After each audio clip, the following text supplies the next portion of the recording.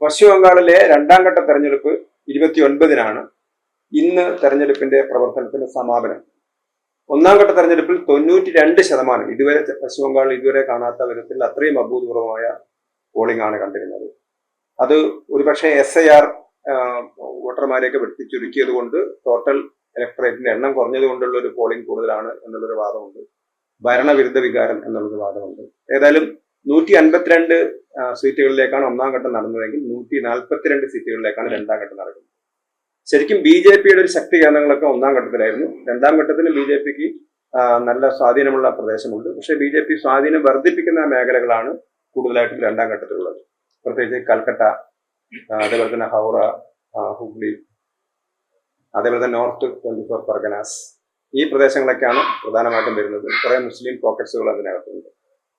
എന്തായിരിക്കും BJPയുടെ സാധ്യതകൾ? മമതയെ അട്ടിമറിക്കാൻ BJPക്ക് ഈ രണ്ടാം ഘട്ടത്തിൽ കഴിയും? ബംഗാൾ തിരഞ്ഞെടുപ്പുമായിട്ട് ബന്ധപ്പെട്ടിട്ട് വന്നിട്ടുള്ള സർവേകളിലൊക്കെ പൊതുവെ നേരത്തെ വന്ന സർവേകളിലെല്ലാം തന്നെ ഒരു മമതാ ബാനർജിക്ക് അനുകൂലമായിട്ടുള്ള ഒരു ഒരു രീതിയിലായിരുന്നു സർവേ റിപ്പോർട്ടുള്ളത്. പക്ഷേ ഗ്രൗണ്ട് റിയാലിറ്റി തികച്ചും വിഭിന്നമാണ്. ഒന്ന് 15 വർഷത്തെ തുടർ ഭരണമാണ്. അതിനെതിരായ ശക്തമായ സർക്കാർ വിരുദ്ധ ഒരു മനോഭാവം ജനങ്ങളിടയിലുണ്ട്. പക്ഷെ അതേസമയം തന്നെ മമതാ ബാനർജി സ്ത്രീ സമൂഹത്തിനിടയിൽ അല്ലെങ്കിൽ ഒരുപാട് സ്ത്രീ സുരക്ഷാ ക്ഷേമ പരിപാടികളാണ് കൂടുതലും, ഫ്രീബീസ് ടൈപ്പ് പ്രോഗ്രാംസ് ആണ്.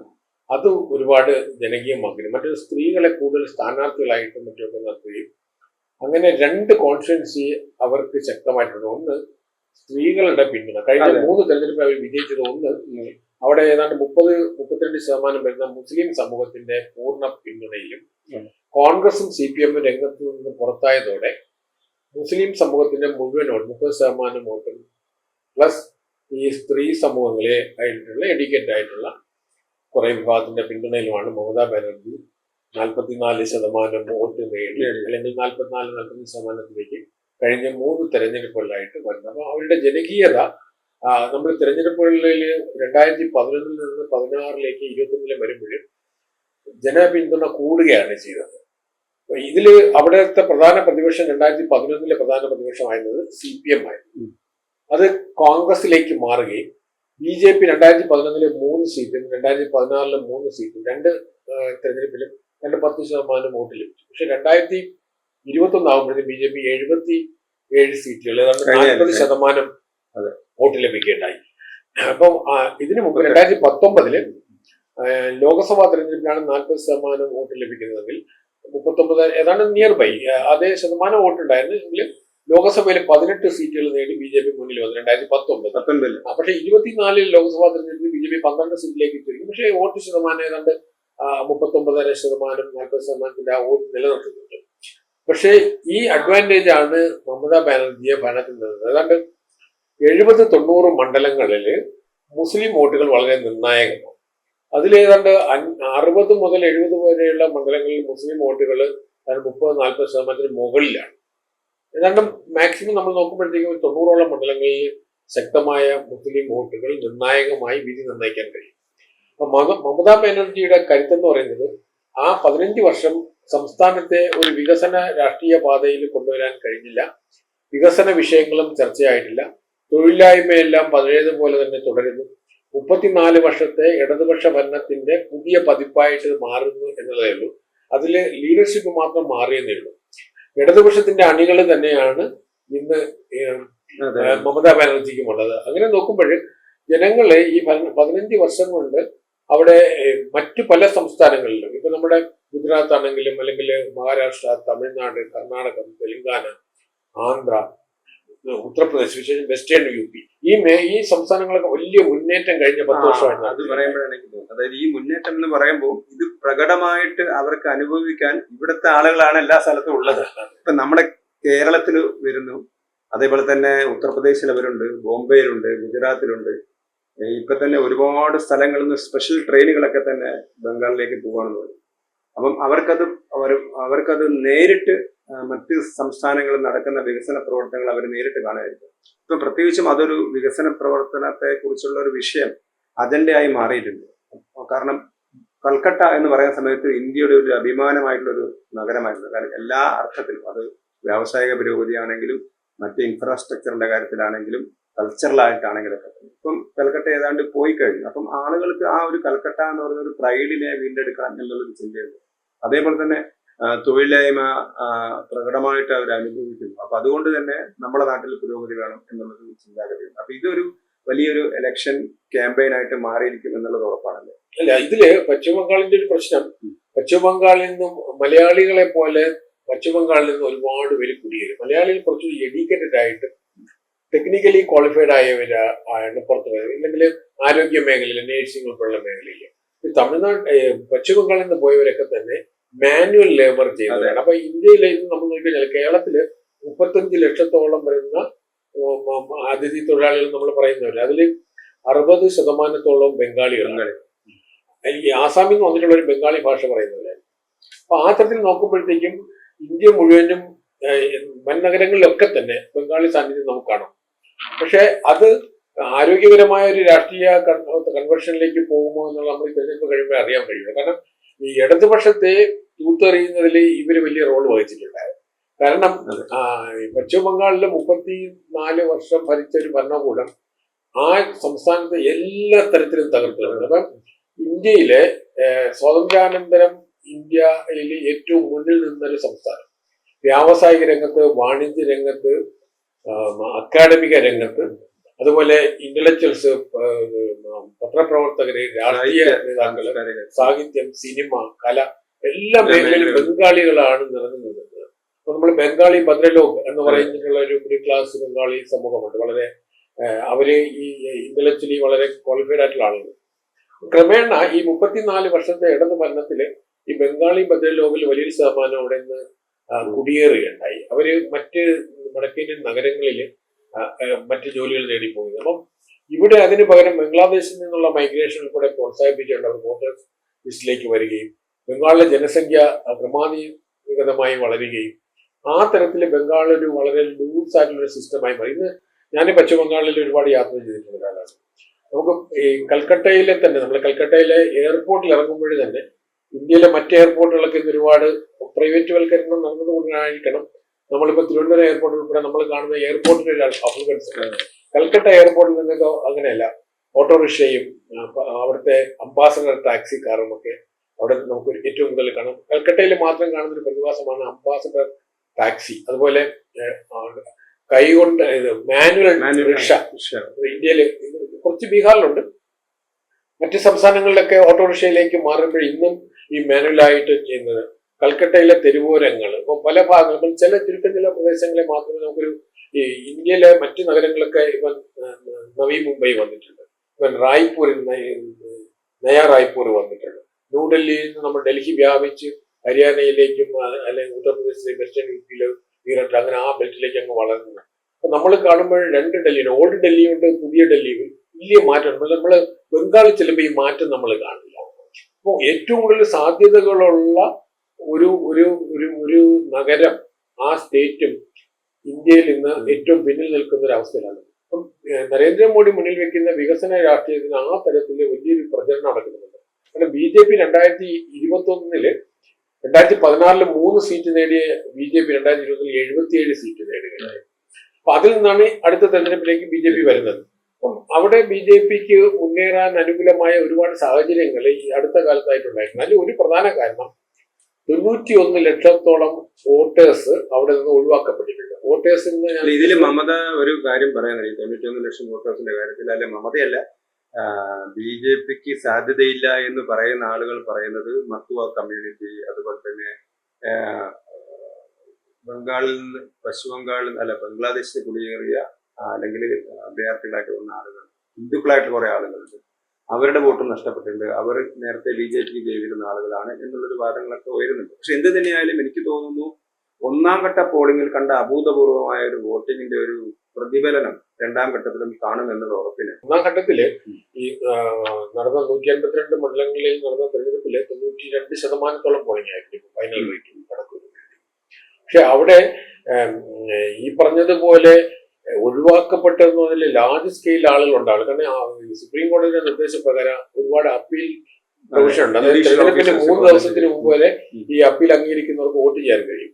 അപ്പൊ ആ തരത്തിൽ ഒരുപാട് പ്രവർത്തനം അവിടെ നടക്കുന്നുണ്ട്. അതില് ജുഡീഷ്യറിയുടെ മേൽക്കോയ്മയിൽ സുപ്രീം കോടതി ഡയറക്ട് ചെയ്ത നിർദ്ദേശത്തിനടിച്ചാണ് നടക്കുന്നത്. ഇപ്പൊ SIR നമ്മൾ ഒഴിവാക്കിയെന്ന് പറഞ്ഞാൽ ശരിയല്ല. അതായത് ലിസ്റ്റില് പരമ്പരാഗതമായി മരിച്ചുപോയവരുണ്ട്, അവിടെ നിന്ന് മാറിപ്പോയവരുണ്ട്. അങ്ങനെ ഒരു പരിഷ്കരണം നടത്തണം. കാരണം കുറച്ചു പേരല്ലാത്തവരുണ്ടാവും. മറ്റു ഉദാഹരണത്തിന് ബീഹാറിൽ 61 ലക്ഷത്തോളം, കേരളത്തില് തമിഴ്നാട്ടിലും 61 ലക്ഷത്തോളം പേര് വോട്ടേഴ്സ് ലിസ്റ്റിൽ പോയി. പക്ഷെ ഒരു 50 പേരെങ്കിലും വോട്ട് നിഷേധിച്ചു എന്ന് പറഞ്ഞൊരു പ്രകടനം നടത്തുന്നത് നമ്മൾ കണ്ടിട്ടില്ല. ഈ രാഷ്ട്രീയ പാർട്ടികൾ വോട്ട് നിഷേധിച്ചവരെ പൊതു നിരത്തി കൊണ്ടുവന്നിട്ടില്ല. നമ്മൾ TV ചർച്ചയിലും മറ്റുമൊക്കെ 51 ലക്ഷം പേരെ വെട്ടിനിർത്തിയെന്ന് പറഞ്ഞൊരു നെറേറ്റീവ് ഉണ്ടാക്കിയതാണ്. പശ്ചിമ ബംഗാളെ സംബന്ധിച്ചിടത്തോളം കുറച്ച് ആളുകൾക്ക് വോട്ടിന്റെ വിഷയമുണ്ട്. കാരണം ഈ കുടിയേറ്റം വ്യാപകമായി നടന്നൊരു പ്രദേശത്ത് പ്രോപ്പർ റെക്കോർഡില്ലാത്ത ഹിന്ദുക്കളുണ്ട്. അപ്പൊ ഉദാഹരണത്തിന് 91 ലക്ഷത്തില് 30% വരെ മുസ്ലിങ്ങളുണ്ട്, 70%-ലധികം പേരും ഹിന്ദുക്കളാണ്. അപ്പൊ പശ്ചിമ ബംഗാളിലെ ജനസംഖ്യ ലാസ്റ്റ് സെൻസസ് പ്രകാരം 27%. മുസ്ലിം ജനസംഖ്യ അത് കുറച്ചുകൂടി വളർന്ന് 30-32% ആയിട്ടുണ്ടാവാം. പക്ഷേ ഈ നമ്മുടെ വോട്ടേഴ്സ് ലിസ്റ്റിൽ നിന്ന് പുറത്താക്കിയത് മുസ്ലിം സമൂഹമല്ല. അപ്പൊ അത് അവരുടെ പ്രൊപ്പോർഷണൽ ആയിട്ടുള്ള ഒരു ഇത് വരുന്നില്ല. അപ്പൊ ഇത് നമ്മുടെ തെറ്റായി ഇത്തരം വ്യാഖ്യാനങ്ങൾ ഉണ്ടായിക്കൊണ്ട് ജനങ്ങളെ തെറ്റിദ്ധരിപ്പിക്കുകയാണ്. ഇപ്പൊ കേരള നിയമസഭയാണെങ്കിലും ഈ പല തമിഴ്നാടും ഒക്കെ പ്രമേയങ്ങൾ പാസ്സാക്കുന്നു ഇതിനെതിരായിട്ട്. ഒരു ജെന്യുവിൻ വോട്ടേഴ്സിന്റെ ലിസ്റ്റും അങ്ങനെ പോയിട്ടില്ല. ഇതിൽ നമ്മളിപ്പോൾ ഉദാഹരണത്തിന് വ്യക്തിപരമായിട്ട് എനിക്കും ആദ്യ ലിസ്റ്റൊന്നും എന്റെ പേരില്ലായിരുന്നു എന്റെ കുടുംബത്തില്. പിന്നീട് അതിന് നമുക്ക് പരാതി അതിനുള്ള പ്രൊവിഷൻ ഉണ്ട്. അങ്ങനെയാണ് ഞാൻ രണ്ടാമതാണ് എന്റെ വോട്ട് ലഭിക്കുന്നത്. അപ്പൊ ഈ പ്രൊവിഷൻസ് ഉണ്ട്. അപ്പൊ അതുകൊണ്ട് ജെന്യുവിൻ വോട്ടേഴ്സിൽ ഒരു ചെറിയ ന്യൂനപക്ഷം മാത്രമേ ഒരുപക്ഷെ പുറത്തായിട്ടുണ്ടാവുള്ളൂ. അല്ല, ഞാൻ പറഞ്ഞു വന്നത് ഇത് എങ്ങനെ ഈ ഒന്നാം ഘട്ടത്തിൽ നടന്ന പോളിംഗിന്റെ ഒരു അതിപ്രസരം അല്ലെങ്കിൽ വൻതോതിലുള്ള പോളിംഗ്, ആ പോളിംഗ് എന്ന് പറയുന്നത് ഒരു ഭരണവിരുദ്ധ വികാരമാണെങ്കിൽ BJP അമിത്ഷാ പറയുന്നത് 152 സീറ്റിൽ 110 സീറ്റ് ഞങ്ങൾക്ക് കിട്ടുന്നു. അല്ലെങ്കിൽ BJP നമ്മൾ പറഞ്ഞത് തന്നെ BJP നേരത്തെ പ്രതീക്ഷിച്ചത് 85, 90, 95 സീറ്റ് BJPക്ക് ഒന്നാം ഘട്ടത്തിൽ കിട്ടണം. അങ്ങനെ വരികയാണെങ്കിൽ രണ്ടാം ഘട്ടത്തിലും ഒരു കാര്യമായ ഒരു 58, 60 സീറ്റുകളൊക്കെ കിട്ടുകയാണെങ്കിൽ BJPക്ക് ഭരണം പിടിക്കാൻ പറ്റും. അപ്പം ഇതൊരു ട്രെൻഡായിട്ട് ഒന്നാം ഘട്ടത്തിലെ ഒരു ട്രെൻഡായിട്ട് എടുക്കുകയാണെങ്കിൽ നമുക്ക് രണ്ടാം ഘട്ടത്തിലും BJPക്കുള്ള സാധ്യതകളുണ്ടോ എന്നുള്ളൊരു വിശകലനമാണ് നമ്മൾ ചെയ്യേണ്ടത്. ഒന്നാമത്തെ ഫേസില് 152 മണ്ഡലങ്ങളാണ്. അതില് ഉയർന്ന പോളിംഗ് ശതമാനം ഏതാണ്ട് 92% പോളിംഗ് നടന്നിട്ടുണ്ട്. കഴിഞ്ഞ തെരഞ്ഞെടുപ്പില് ഇത് 82-84% വോട്ട് ചെയ്തിരുന്നു. ഇതിൽ നമ്മൾ ശ്രദ്ധിക്കേണ്ട ഒരു വിഷയം, ഈ SIR-ന് ശേഷം 91 ലക്ഷം വോട്ടേഴ്സ് കുറവുണ്ട്. അതിലൊരു വലിയ ശതമാനം ഈ ഭാഗത്ത്, പകുതിയിലധികം പേര് ഈ ഭാഗത്ത് വരുന്നുണ്ടാവും. അപ്പൊ അതില് ഈ ഫസ്റ്റ് ഫേസിൽ 360.8 ലക്ഷം വോട്ടേഴ്സ് ആണ് ഉള്ളത്. അതിൽ 335 ലക്ഷം പേര് വോട്ട് ചെയ്തിട്ടുണ്ട്. കഴിഞ്ഞ 2024 ലോക്സഭാ തെരഞ്ഞെടുപ്പില് ഇതേ മേഖലയിൽ 394 ലക്ഷം വോട്ടുണ്ടായിരുന്നു. അതിൽ 315 ലക്ഷമാണ് വോട്ട് ചെയ്തത്. 15 ലക്ഷമാണ് വർദ്ധിച്ചത്. ഈ തെരഞ്ഞെടുപ്പിലാണ് 360-ല് 335 ലക്ഷം പേര് വോട്ട് ചെയ്തു. ഈ വോട്ടേഴ്സ് ലിസ്റ്റ് ശുദ്ധീകരിച്ചതിന്റെ ഒരു ഗുണം, മരിച്ചുപോയവരും നാടുവിട്ടുപോയവരുമായിട്ടുള്ളവര് വോട്ടേഴ്സ് ലിസ്റ്റ് ഉണ്ടാവുകയും പല ബൂത്തുകളിലും കള്ളവോട്ട്, കാരണം അത് ഇടതുപക്ഷ രാഷ്ട്രീയ വ്യവസ്ഥയിൽ അതൊരു ഒഫീഷ്യലായിട്ടൊരു കാര്യമാണ് കള്ളവോട്ട്. അപ്പം ആ വ്യവസ്ഥ തന്നെയാണ് നമ്മൾ കോൺഗ്രസിന് മേൽക്കോയ്മയുള്ള മണ്ഡലങ്ങളിലൊക്കെ തന്നെ ഈ എതിർ പാർട്ടികൾക്ക് ഏജന്റുമാർക്ക് നിർഭയമായിട്ട് അവിടെ ഇരിക്കാൻ കഴിയില്ല. നിർഭയമായിട്ട് ഇരിക്കാൻ കഴിയില്ല എന്ന് പറഞ്ഞാല് അഥവാ ഇരിക്കുകയാണെങ്കിൽ അവിടെ എതിർക്കാൻ കഴിയില്ല എന്നുള്ളതാണ്. അവർ എതിർക്കാതെ പോകും. അതുകൊണ്ട് തന്നെ വോട്ടേഴ്സ് ലിസ്റ്റ് ശുദ്ധീകരിക്കുമ്പോൾ ഇന്ത്യയിലെ മറ്റൊരു സംസ്ഥാനത്തിലും ഇല്ലാത്ത ഒരു പ്രത്യേകത, അത് കേരളത്തിലെ കണ്ണൂർ മേഖലയില് കാസർഗോഡിലെ 3 മണ്ഡലങ്ങളിലും 5 മണ്ഡലങ്ങളിലൊക്കെ ഇതുപോലെ തന്നെയാണ്. കള്ള വോട്ട് ചെയ്യാനുള്ള സാധ്യത മങ്ങുകയാണ്. BJPക്ക് ഉണ്ടാകുന്ന ഒരു അഡ്വാൻറ്റേജ് എന്ന് ഞാൻ കാണുന്നത്, ഈ 91 ലക്ഷം പേരുകൾ നീക്കം ചെയ്യുന്നതോടെ കള്ള വോട്ടിന്റെ സാധ്യത ഒരുപാട് കുറയുകയാണ്. പിന്നെ ജെന്യുവിനായ വോട്ടേഴ്സ് കാര്യമായി നഷ്ടപ്പെട്ടിട്ടുണ്ടെന്ന് ഞാൻ വിചാരിക്കുന്നില്ല. അത് ഈ അപ്പീലിലൂടെ വലിയൊരു ശതമാനം പേരും തിരിച്ചു വന്നിട്ടുണ്ട്. അപ്പൊ അതുകൊണ്ട് BJPയെ സംബന്ധിച്ച് ഇതിന്റെ ഒരു പോസിറ്റീവ് ആസ്പെക്ട് എന്ന് പറഞ്ഞാൽ ഈ SIR ഒരു പോസിറ്റീവ് ആസ്പെക്ട് ആണ്. 15 വർഷം ഗവൺമെന്റിനെതിരായിട്ടുള്ള 15 വർഷത്തെ ആന്റി ഇൻകംബൻസി ഫാക്ടർ അവിടെ ഉണ്ട്. അപ്പോൾ ഒരുപാട് ജനങ്ങള് മമതാ ബാനർജിയെ വോട്ട് ചെയ്തതിൽ, വിശേഷിച്ചും നഗരമേഖലകളിൽ ഈ പറഞ്ഞ ഭദ്രലോക് എന്ന് പറയുന്ന പഴയ ഒരു കാലഘട്ടത്തിൽ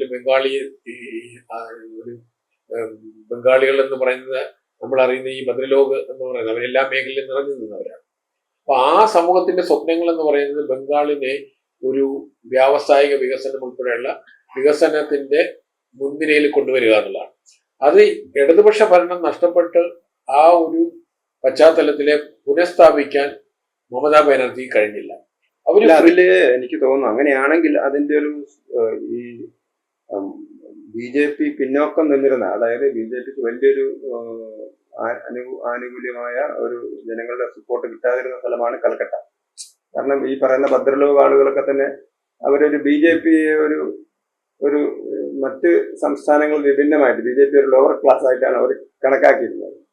അപ്പൊ ഇത്തവണ പക്ഷേ നഗരത്തിൽ അതിന്റെ കൽക്കട്ടയിൽ പ്രത്യേകിച്ച് സുവേന്ദു അധികാരിയൊക്കെ മത്സരിക്കുന്നത് കൊണ്ട് കൽക്കട്ടയിൽ ഒരു മാറ്റം ഉണ്ടെന്നാണ്. ഈ ഭദ്രലോക ആളുകൾ എന്ന് പറയുന്നത് പ്രത്യേകിച്ച് കൽക്കട്ട സുബർബ്സിലൊക്കെ ഉള്ള ആളുകളെയാണ് നമ്മൾ അങ്ങനെ വിശേഷിപ്പിക്കുന്നത്. പക്ഷെ അവർ പൊതുവെ ഒരു BJPയോട് അത്ര മമത ഉണ്ടായിരുന്നില്ല. കാരണം BJP ഉത്തരേന്ത്യൻ സംസ്ഥാനങ്ങൾ വിഭിന്നമായിട്ട് ബംഗാളിൽ പിന്നോക്ക വിഭാഗക്കാരുടെ ഇടയിലാണ് BJPക്ക് കൂടുതൽ സ്വാധീനം ഉണ്ടായിരുന്നത്. പക്ഷെ ഇപ്പൊ പുതിയൊരു മാറ്റം, അത് കൽക്കട്ടയിൽ ഞാൻ നേരത്തെ പറഞ്ഞതുപോലെ കൽക്കട്ടയുടെ ആ ഒരു പ്രൗഢിയെ കുറിച്ച്, തകർന്നു പോയതിനെ കുറിച്ചൊക്കെയുള്ളൊരു വേവലാതികളും ചർച്ചകളൊക്കെ നടക്കുന്നുണ്ട്. സ്വാഭാവികമായിട്ടും BJPക്ക് അതിന്റെ ഒരു നേട്ടം ഉണ്ടാവും. ഇപ്പം 11 സീറ്റാണ് കൽക്കട്ടയിലുള്ളത്. ഒരു 5 സീറ്റ് വരെ BJPക്ക് എവിടെ കിട്ടാമെന്നാണ് ഇപ്പൊ പൊതുവെ പറയുന്നത്. അതുപോലെ തന്നെ ഹൗറയിൽ 16 സീറ്റാണുള്ളത്. അത് 5 മുതൽ 8 വരെ സീറ്റ് കിട്ടാമെന്ന് പറയുന്നുണ്ട്. നോർത്ത് 24 പർഗനാസിൽ 33 സീറ്റാണുള്ളത്. അത് 12 മുതൽ 18 വരെ കിട്ടാമെന്ന് പറയുന്നു. പൂർബ ബർദ്ധമാനിൽ 16 സീറ്റാണുള്ളത്. 5 മുതൽ 8 വരെ സീറ്റ് കിട്ടാമെന്ന് പറയുന്നു. നാദിയയിൽ 17 സീറ്റാണ്. അപ്പൊ 8-11 ആണ് അവർ പ്രതീക്ഷിക്കുന്നത്. സൗത്ത് 24ലാണ് കുറച്ച് BJP പുറകോട്ട് നിൽക്കുന്നത്. 31 സീറ്റിൽ അവിടെ ഒരു പരമാവധി 10-12 സീറ്റുകളൊക്കെ കിട്ടാൻ സാധ്യത. അപ്പൊ ഇങ്ങനെ വരുന്ന സമയത്ത് നേരത്തെ 152 സീറ്റിലെ ഒരു 85-90 കിട്ടുകയും ഈ സീറ്റുകളിൽ നിന്നൊക്കെ ഒരു 45-50 സീറ്റുകൾ കിട്ടുകയും ചെയ്ത് കഴിഞ്ഞാൽ BJPക്ക് ഏതാണ്ട് ഭരണത്തിലെത്താൻ പറ്റും.